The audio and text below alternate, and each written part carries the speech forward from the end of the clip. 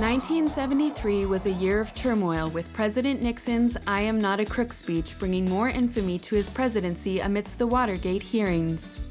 Well, I'm not a crook. I've earned everything I've got.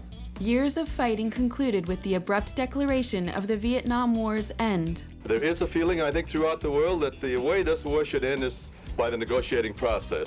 While themes of corruption ran through box office hits like Serpico and Mean Streets, there seemed to be a bright future for representation on film with movies like Coffee and Enter the Dragon. But ultimately, the shocking, boundary-pushing terror of The Exorcist captured imaginations around the world. Something you have to remember about The Exorcist is there is essentially no modern film phenomenon that can compare to it. This film came out on Boxing Day and almost immediately had lineups around the block. The lines were so long that the police got involved, that theaters had to come up with new styles of ticketing so people didn't have to physically be there to save their spot. I come from a family of 3 girls, and my parents were devout Catholics. So I think in a way, The Exorcist was kind of a guide as to how not to end up, because, you know, you have to be the good girl, you have to behave, you have to listen to your parents. In my house, it was just treated like a documentary. Like, this is the way the devil works in the world. And what's interesting is that's kind of what the filmmakers were going for. It was novelist and screenwriter William Peter Blatty who really wanted William Friedkin to direct this movie. He was very interested in an agnostic filmmaker making the movie. He felt that it would be a little more like a documentary. And when he found out that Friedkin actually started in documentaries, he said, oh yeah, this is the guy. He's not a gothic, suggestive horror movie director. He doesn't have that sense of style like Roman Polanski. What he does is hit you over the head. And so The Exorcist is a little bit of atmosphere, and then it's just a lot of sledgehammering. Ellen Burstyn got thrown backwards in a harness filming the movie, and it really slammed her against the wall, and Friedkin sort of sadistically and effectively leaves that take in the movie. It's like a perfect metaphor for his directing style. He's just very hard. He's very hard on his actors, he's very hard on the audience. He doesn't want to give you any room to think or breathe or contemplate. Of course, the star performance is Linda Blair here, and some people have questioned her Oscar nomination because her performance is a mix of her, a stuntwoman Eileen Dietz, Mercedes McCambridge doing the voice, but you have to think of what Linda Blair went through and how good she was at this role. Linda Blair does a really great job tackling both sides of this character and the pre-possession and the post-possession. There. When she's possessed, she is a whole different type of character, and for a young girl of her age to be able to pull that off. Keep away! The soul is mine. It's really amazing. It's shocking, and I think that that's part of why people love this movie so much and were so scared by this. People were said to be vomiting and fainting with such frequency that most theaters bought smelling salts. It's kind of a fascinating thing where everyone knew it was very hard to watch and everyone wanted to test themselves. On the one hand, it's a very, very visceral, kind of primal experience to see. But the fact is, it ultimately comes down on the side of faith, on the triumph of good in the universe. And although it reached that conclusion, of course, that's not the reason why we watch it or the reason why we remember it. I think we look at The Exorcist because as a scare machine, it remains one of the most effective ever made. You know, people think of Don't Look Now as a horror film, but I never thought of it as a horror film. It's a film about grief, and of course, if you're grieving, especially a child, you are living through your own horror movie. Nicholas Roeg and his cast were really just taking these feelings and manifesting them in this kind of very physical way. The first sequence of Don't Look Now is an example of what we might call pure cinema. It's creating meaning and character and suspense, simply through editing. You have this couple played by Donald Sutherland and Julie Christie. There's this mounting sense of dread That sense of dread is realized and paid off in one of the most nightmarish actions that can occur, and then the rest of the film is just soaked in the residue of that opening. There's a sex scene that everyone talks about now because of how raw and really relatively graphic it is, especially for the 1970s, but also for how sad it is. What you're seeing are two people who are just alien to each other, trying to reconnect through something that they've done hundreds of times, and maybe it helps in the moment, but it doesn't make the sadness go away, and it doesn't bring back the child they've lost. Look at how many imitators Don't Look Now inspired, especially lately. All of them want to be about trauma. You know, trauma's on the surface. We're all talking about trauma. They're kind of recreating the sensation of Don't Look Now, whereas in Don't Look Now, yes, it was about that. It was about a family that is coping with the trauma of losing a child and then how that turns into its own little monster. There was something just so low-key about Don't Look Now, even in all of its weirdness, where it wasn't announcing its intentions the way they do now. You go back and watch it, and it puts all of these imitators to shame. I have a confession to make. The first time I watched American Graffiti, it bored me to tears. I didn't connect with the era, or the characters, or the idea of cruising, because who can afford a car in high school? I'm here to eat my words because I now recognize American Graffiti to be this very loving portrait of the end of an era. This is the last point in time before George Lucas becomes George Lucas. George Lucas is now indivisible from Star Wars and from everything that Star Wars has wrought. You can argue George Lucas has a lot to answer for and that a lot of it is bad. In 1973, he is much closer, I think, on the spectrum to a filmmaker like Martin Scorsese in that he is making a nostalgic jukebox drama. It's set in 1962, so it's nostalgia, but it's nostalgia from only 11 years before, which I find so fascinating. JFK hasn't happened, Vietnam hasn't happened. America still has this kind of innocence that by 1973 was gone. So even though it was only 11 years, it felt like it was a whole sort of other era ago. What Lucas did was he basically went back to the source of Hollywood movies during its classical era, which was to provide people with invariably a happy message, to send them out of the theaters smiling. He covered the film in soundtrack hits, being one of the first motion pictures to do so. Just end to end, it was just songs that were playing during the era where American Graffiti was taking place. It created a kind of structure to the film, almost as if you're hearing all of these songs in all the radios that you would pass by as the characters go on through the night. The music was always a central part of the film, and I wrote the script to the music, so it was always there. As a matter of fact, putting that much music in a film is a very expensive idea. It was over 10% of the budget. In a low-budget movie, most people can't afford to spend that much on a soundtrack. But it was very important to me, so I did it. It's important to remember as well that the huge popularity of American Graffiti really helped develop the nascent teen genre. George Lucas understood that what a teenager wanted was not necessarily a movie that's kind of for older kids, but an adult movie about teenagers. You go on over there and you remember all the good times you won't be having. I ain't going off some goddamn fancy college. I'm staying right here, having fun as usual. I see a lot of pieces of American Graffiti and so many other teen movies that I love. When you're with those characters, you really feel immersed in their world. And then you switch to another story and you get immersed in another world. I love a movie that takes teen stories and teen lives seriously, and I think this movie did that way before John Hughes did it in the 80s. Sometimes filmmakers come out of nowhere, and that's what it felt like when Terrence Malick comes out with Badlands. Badlands is lyrical. It's a lyrical, poetic, kind of stream of consciousness film about two real-life serial killers. This is the true crime story of Charles Starkweather and his 13-year-old girlfriend, Carol Ann Fugit. Terrence Malick is a very thoughtful filmmaker, and so his approach to this is very much not a movie of the week sort of thing. What you're seeing instead is the gentle motivations of someone who is sort of along for the ride. Badlands is a lot of things, but to me, it's a showcase for Sissy Spacek. The role of Holly encapsulates everything that we love about Sissy Spacek. Did it go the way it's supposed to? Yeah. Is that all there is to it? Yep.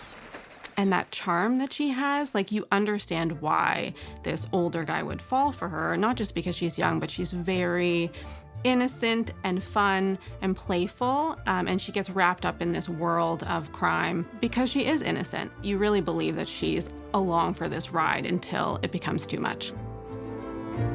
Arguably, Badlands is one of the boldest directorial debuts of all time. It made Terrence Malick's name household, but it also defined what film could do from now on. It made a Terrence Malick film be its own genre, its own mode of thinking, its own way of looking, its own style. And I think it's remarkable when you watch Badlands because it's someone who's never directed before, tuning into a wavelength of cinema that no one else had prior. One of the most exciting filmmakers to come out of 1973 was Senegalese filmmaker Djibril Diop Mabete, who created Tuki Buki, a film shot in Dakar, spoken in Wolof, that felt nothing like any film from the rest of the world. Many international magazines and critics have ranked it as one of the best foreign films of all time. And it's such an interesting and unique film because what you really have with Tuki Buki is not your typical African cinema that you would have got in that era. Normally, the films would have been more slower pace, more linear, but Tuki Buki is essentially an avant-garde film that is inspired by the French New Wave. And yet, even though it's inspired by the French New Wave, it has its own unique rhythm. It's actually a kind of interesting companion piece in the same year to Badlands, right? It's a lovers on the run movie. It's about two characters who want to leave Dakar in order to go to Paris. They're trying to find the resources, they're trying to find the plan, they're trying to find an escape hatch. This desire for freedom is symbolized very much by this motorcycle that they share and ride together, which in some ways is a symbol of the industrialized world and a very sort of American symbol of freedom. But it's outfitted with this iconic cow skull horn sort of hood ornament that sort of moves between worlds and moves between time periods.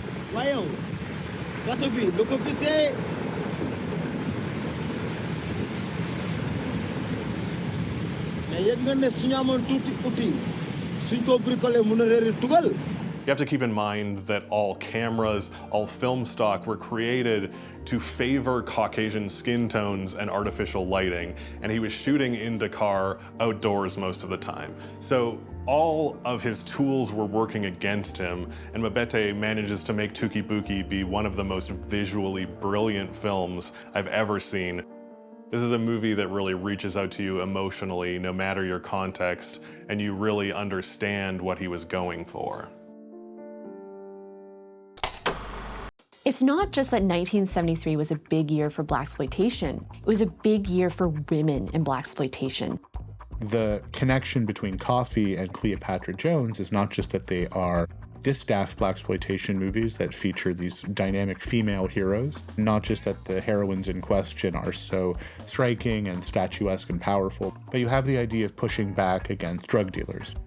Cleopatra Jones was played by Tamara Dobson, who was actually very good friends with Pam Grier.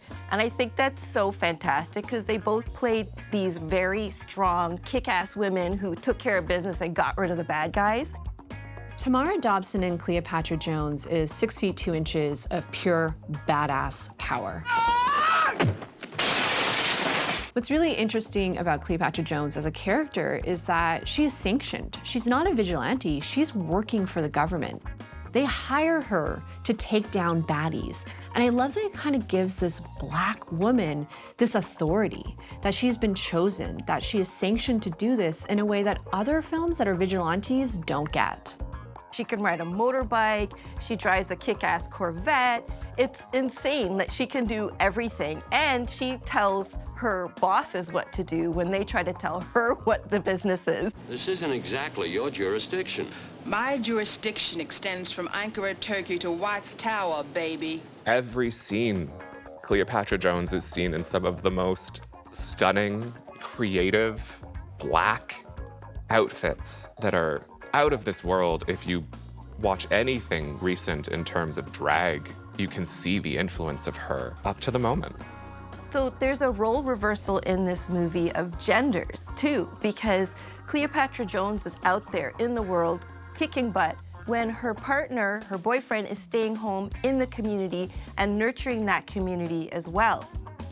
I think the best way Cleopatra Jones connects to modern black feminism is the way that Cleopatra Jones is actually good at everything. She doesn't really have weaknesses. The only weakness she has is she wants to take on everything herself. She is trying to do it all at once and she gets overwhelmed. In the end, this film isn't about Cleopatra Jones learning anything except to trust her community, to work together with people, to not bear this entire burden herself. And together, they really achieve greatness. And I think that's still a great idea for people who are trying to create any sort of change. When I started, did you know I did not have a stunt double? There was not a black female stunt double. I had to do all those stunts myself. Coffee was the film that made everyone see Pam Grier for the star she is. It's something that you don't see a black woman performer do. It's something that wasn't of the time. So she really broke out and took that role to another level. Pam Grier as Coffee is a vigilante by night, nurse by day. And I love how this film kind of juxtaposes her day role where she's assisting in operations and her night role where she's blowing bad guys' brains out. My name's Coffin. LaBelle Coffin is my little sister. LaBelle? Shooting smack at 11, and you got her on it, you dirty shame! She's so charismatic. You believe her as this nurse, but you also believe her as a sex worker because she pretends to be a sex worker at some point. She is a chameleon and fits into all these different roles, and she also just looks great doing it. I love her outfits. There's like these plaid pants that she wears. They're like plaid bell bottoms. Iconic. She does things that are inherently connected to blackness on a deeper level. She uses violence with her hair. She puts razors in her hair and she fights other women. It's not about her and men. She has a bigger cause. Yes, she's someone that's coming from the margins, but she's pushing back against all these corrupt factions of society, whether it's the drug dealers, whether it's the pimps, whether it's the police. I mean, one of the most powerful images in Coffee is Pam Grier facing off a police car, and it goes flying. That is the sticking point of Coffee, right? It's like, you know, during the civil rights era, you have a black woman facing off a police car. She does everything, really, that we want characters to do in films, generally. You know, sometimes characters feign that they don't want to do something. They're written in a way that they decide not to pull a trigger. But every time you want a character to pull a trigger, Coffee pulls the trigger. 1973 was a really big year for women in action, and I think Lady Snowblood coming out of Japan is at the top of that pyramid. Meiko Kaji, beauty and revenge. There's something amazing and timeless about her face and her stare and those brows. She will kill you.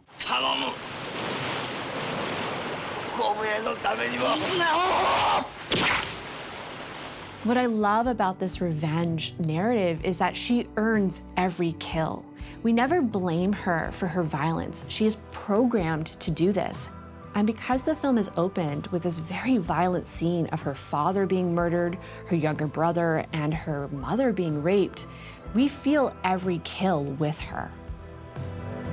Lady Snowblood is adapted from a manga, and it's one of the best comic to film adaptations I've seen, simply because it represents so many frames of the comic. It is literally translating a lot of the images, sometimes showing comic images themselves, and it's a really fascinating way to translate a comic book.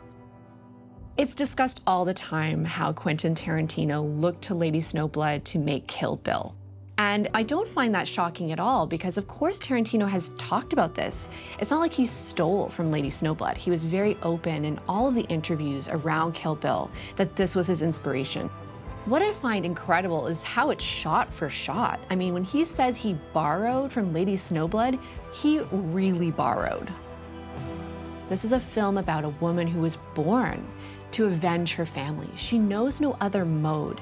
And I think when you look at a lot of the other revenge films to come after, they really are using Lady Snowblood as the mold.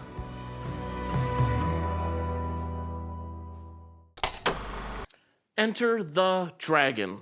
I mean, what an incredible title, you know? It's both an introduction and an invitation to the audience to come into this dark, exotic world, but also an introduction of Bruce the Dragon Lee to American audiences to see what this Hong Kong superstar has got.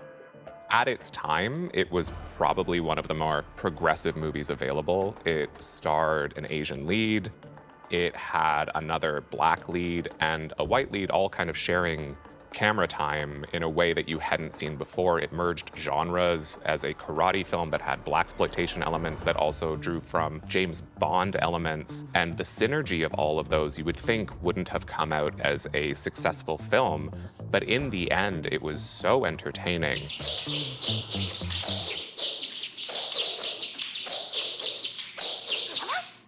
Of course, the great tragedy of 1973's Enter the Dragon is that Bruce Lee died before he could see its success.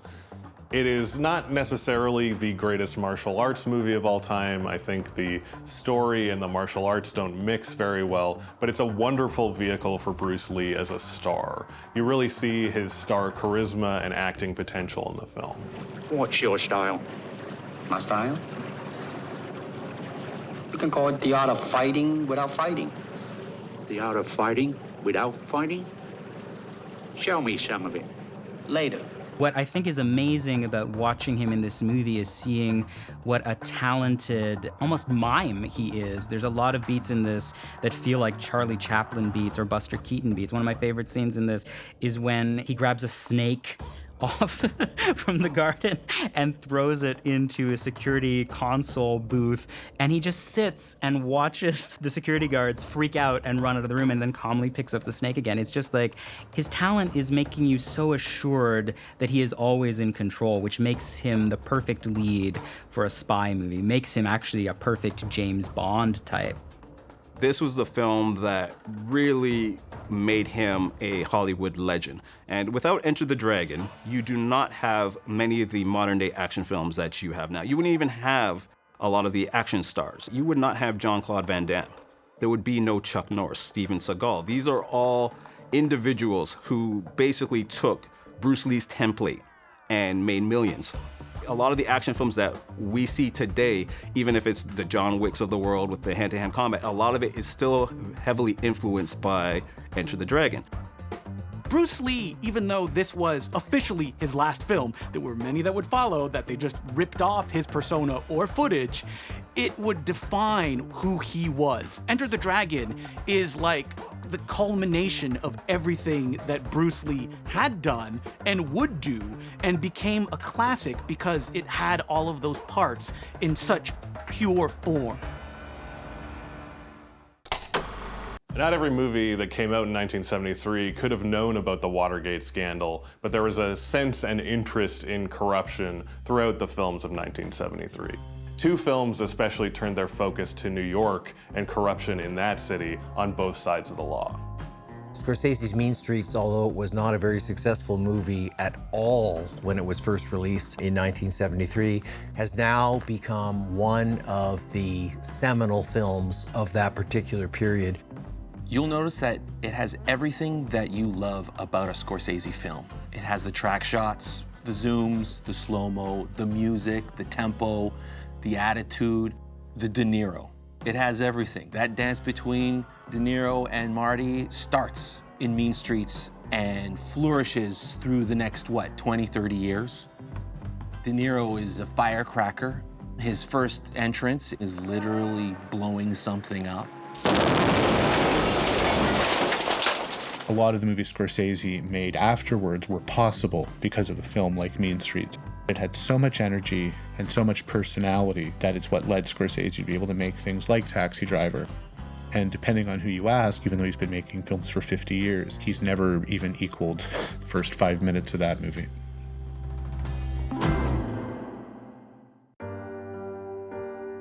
Serpico is one of those movies that if you were going to teach a film class, it would have to be on the syllabus, just purely for the opening scene. We find out that Serpico, who's apparently a New York City cop, has been shot, and the first thing the other officers have to say is that they know a bunch of guys who would have done it. Think a cop did it? I know 6 cops said they'd like to. The story of Serpico is obviously something that seems great for film, but at the time there were not a lot of movies criticizing the police. And it really took Italian producer Dino De Laurentiis making his first American movie to push it through. It's really remarkable that Serpico even got made. This was a trial and a news story that occurred in 1972, and within a year we have Sidney Lumet bringing it to the big screen. The film was actually shot in reverse order, with the first scenes of Frank Serpico with his full beard and mustache and long hair. And as they progressed through the shoot, they would trim parts of his beard away and then his mustache until he was completely clean shaven as a freshly graduated police cadet at the end of the shoot. So they were very, very organized in how they were shooting the movie. They shot apparently an average of 35 camera setups per day, which is incredible. And the thing about Pacino is, as he became an icon later on, he becomes associated with shouting and yelling and this kind of over-the-top showmanship, and he's really good at it. He completely disappears in Serpico. It's hard for someone who played Michael Corleone to disappear. He played Michael Corleone twice in the years around Serpico, in 72 and 74. But in 73, he disappears into the part. Frank, we wash our own laundry around here. Oh, yeah? Now, you could be brought up in charges for this. I always thought so, but the reality is we do not wash our own laundry. It just gets dirty. You are in trouble. I don't care if I'm in trouble. I don't care who gets it anymore, including myself. Because if I have to go to outside agencies to get somebody to hear my story, well, where am I going to go? You hear me, Serpico? Stay away from Where am I going to go? I think this is a really important film when you look at Pacino's filmography, because he's kind of throwing off the persona of Michael Corleone and dedicating his life to a real-life person who made incredible change in politics and in policing. It's important to remember that 1973 was a massive time of financial crisis in the United States. So it's not surprising that a lot of Hollywood turned to the Depression, and especially the kind of people who benefited in the Depression, namely con men. For a lot of people, Peter Bogdanovich's Paper Moon is really his last great film. His last collaboration with Polly Platt, his longtime sort of shadow co-producer slash production designer slash ex-wife. And I think that a lot of people saw this as the end of an era with Bogdanovich, including Bogdanovich himself.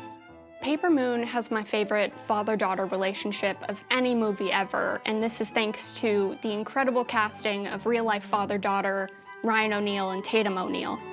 They have this ability to so naturally play off each other and make it appear so breezy and easy that every scene between the two feels like lightning in a bottle. Tatum O'Neal shoots this film when she's 9 years old. She'll go on to win the Oscar at the tender age of 10 years old, and she still holds the record for being the youngest actress ever to win an Oscar. Can I just say one more thing? And I want to say hello to my father, who's way back in England, and I'm here, and I want to say hello. I've never seen a performance like this from a child up to this point or thereafter. Tatum O'Neal earned that Academy Award. And I think for those of us who haven't seen Paper Moon, maybe you think it was just a gimmick to give a child that young an actress award, but it's not. This is a commanding, tragic, unbelievable, and incomparable performance. There's a scene very early in the film where Tatum O'Neal's character, who has just lost her mother and is really going through her own tragedy, has to demand her money back from Ryan O'Neal. She wants her $200. And I want my money! Will you quiet down? You can just see Ryan O'Neal going into panic mode and just kind of slumping back in his seat and realizing that he's terrified of this young girl. And it really shows who the dominant one in the relationship is. All the tension comes from whether or not they're going to stick together and whether or not they even should.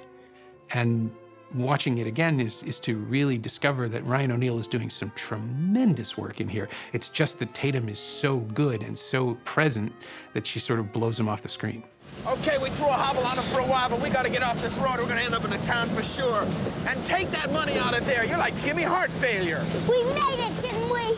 There's a parity that they reach where they rely on each other and accelerate each other and connect with each other as peers, which is so off-putting and delightful because it contradicts the family aspect of it. We're never really sure if Ryan O'Neal's character is really her father. We think he probably is, and in the end, it doesn't matter. The way that they come together as these grifters, as these partners in crime, and these two people that, despite being quite toxic, need each other to survive, is really the ultimate father-daughter relationship. The Sting wasn't the first heist movie, but it was the first one that really capitalized on chemistry. It was the reunion picture, obviously, for not just Paul Newman and Robert Redford after Butch Cassidy, but they were working with their director, George Roy Hill, who knew what he would get. And so you have the sense while you're watching it that every scene is designed to make you appreciate just how charming these guys are. These are the costumes of Edith Head, one of the most storied and celebrated costume designers of all time. And while she's definitely designing costumes that are period authentic to the 30s, you're still seeing that kind of 70s aesthetic. You're still seeing flared pants and pinstripes in a way that are much more 70s than they are 1930s. And it's kind of funny because this is the film that she won one of her major Academy Awards for. The most brilliant thing they do is they pace it out into different segments. So both you as the audience can kind of follow along with what's happening, as well as have your expectations set. So when they later subvert those expectations, you can go, ah, you got me, and everybody is delighted. There's a bad guy who totally deserves to get taken. There's a big elaborate plan that involves a lot of people doing this, which is cute in 1973. Now it's really, really annoying. The magic of The Sting is that as an audience member, we're being played. We don't actually know how this film is going to end. And in fact, the final sequence really proves that we are the rubes. We are being grifted by these two characters and director George Roy Hill. And I think that's what makes The Sting so fun. All right, everybody, FBI. Don't anybody try to leave. Stand on your feet, put your hands over your head, and go nice and slow. You can watch this movie over and over and over again and still find pleasure in how beautifully they weave these pieces together so that even by the end, even if you know what's coming, you still take pleasure in that twist. You're right, Henry. It's not enough. It's close. You can imagine that this movie probably won Best Picture because you just feel so good leaving. It leaves you with such an excited and good feeling.